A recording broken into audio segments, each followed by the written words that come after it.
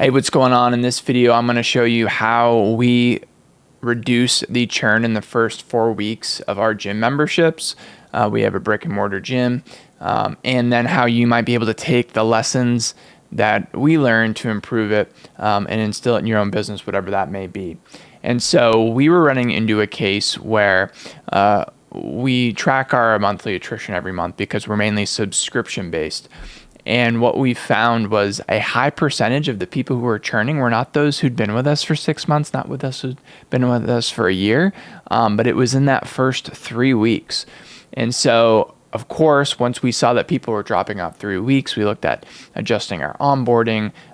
Could we, make there be incentives or, more things that are just going to help them use the service and get through that first 3 or 4 weeks. And at the time, we saw that the offer that we had was you can join and just pay week to week and you can cancel at any time. And so after instilling some of those different parts to our onboarding, what we found was it wasn't improving it a ton. And we're like, hey, this is way better than it was, but we're still not seeing the difference that we want.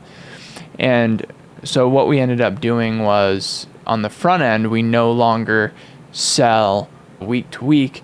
We are now selling an 8-week program. We call it our 8-week Kickstart. And so what this has done is we've seen people actually use the service and go into the mindset of I'm going to commit to this for 8 weeks.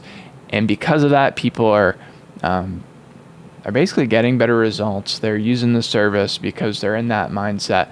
And we've got people now continuing at a high percentage beyond that 8 weeks, whereas before they might have dipped out much earlier because they said, I can dip it at any time. So this is an example of, even with making adjustments to our fulfillment to make it better, we weren't structuring our offer around them staying as well.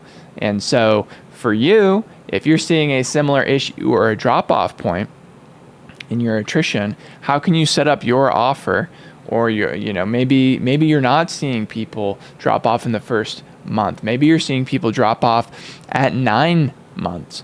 How can you restructure your offer or your maybe there's like a re-sign program or some sort of incentive that you can add into your program that isn't just making the service better, that will force that retention essentially.